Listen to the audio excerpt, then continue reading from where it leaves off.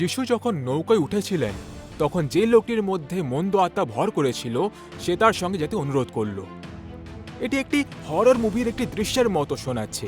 একটি কবরস্থানে বসবাসকারী অতিমানবীয় শক্তির সাথে একজন নগ্ন ব্যক্তি, সে শিকল থেকে মুক্ত হয়ে চিৎকার করতে লাগলো এবং নিজেকে কেটে ফেলল। এই লোকটি অনেক ভূত দ্বারা আবিষ্ট ছিল, কিন্তু একদিন সে দূর থেকে যিশুকে দেখে দৌড়ে তার কাছে গেল।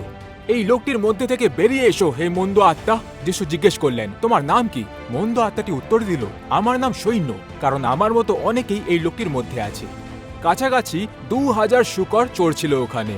যিশু তাদের সেই শূকরদের প্রবেশ করার অনুমতি দিয়েছিলেন, যেগুলিকে তারা একটি উঁচু পাহাড় থেকে নিচের হ্রদে তাদের মৃত্যুর দিকে নিয়ে গেছিল। একটি জনতা সমাবেশ দেখতে পেল যে পূর্বে আক্রান্ত ব্যক্তিটি সুস্থ হয়েছে। সে যিশুর পায়ের কাছে বসে আছে এবং তাকে অনুসরণ করার জন্য অনুরোধ করছে। যিশু তাকে বাড়ি যেতে বললেন এবং এও বললেন ঈশ্বর তার জন্য কত কিছু করেছেন, যা তিনি করেছিলেন। আপনি যদি এমন দাসত্ব থেকে মুক্তি পান বা আপনাকে পঙ্গু বানিয়ে দেয়, কৃতজ্ঞতা আপনাকে যিশুর উপস্থিতিতে থাকতে বলে। যিশুর বন্ধু মেরি তার কাছে থাকতে এবং তার কাছ থেকে শেখার জন্য তার নিয়মিত কাজগুলি ত্যাগ করেছিলেন। যিশু তার পরিবারকে বলেছিলেন যে তার পায়ের কাছে বসে মেরি এমন এক জিনিস যে বিষয়ে উদ্বিগ্ন হতে হবে খুঁজে পেয়েছেন, যিশুর একজন শিষ্য হওয়া এবং তার সাথে সময় কাটানো।